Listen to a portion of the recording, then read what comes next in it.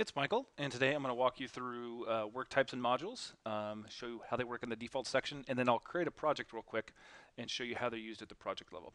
So it happens out here in the settings and defaults section, and then default work types and default modules. Work types carry an hourly rate with them, and they are applied whenever you add time. And the default rates that are specified here get pulled into the project, and then at the project level you can override those rates or also remove the work types that you don't need for that particular project, and I'll show that here in a second. Default modules, this is a follow-up of the personalization video, but a module is a bucket where time and tasks are applied, and you can use them in reports, and you can use them to filter the home page and task listing. If you don't think you'll use modules initially, we recommend adding one general module. That way it gets selected whenever you add time or create a task. So here's the defaults.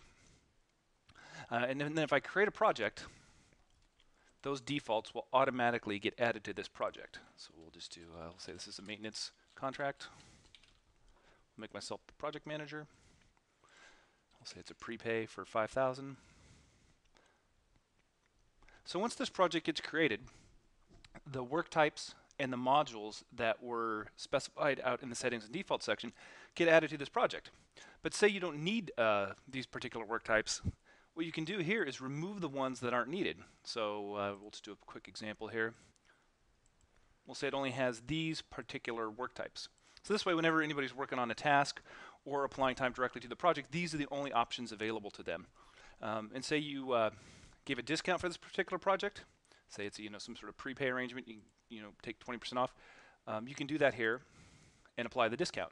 Also, you can manually set the rates. And doing that allows you to run reports. So you can see that advanced production, maybe you have 5 different rates for it, but you can run a report on advanced production and see those different rates. A lot of people do this by client. There's not a way to specify a client-specific rate in the settings and defaults section, but when those rates, work types get added to the project, you can then modify them. Modules work in the same fashion. So these default modules that were specified, all of these get added. But maybe for this particular project, you're not doing all this type of work for your client. Maybe this is just a design project, design and development. You can then go ahead and remove all of the modules that aren't needed. And this default system, really what it's for, it allows you to have very granular control at the project level. So you create the pool of work types and modules out in the settings and defaults, then they get pulled into a project, and then you can remove them and edit them at the project level. This way you have great granular control at the project, but with the speed and ease of setting up a pool of defaults. If you have any questions on this video or about using modules and defaults, please contact our support team at support@myintervals.com. Thanks for your time.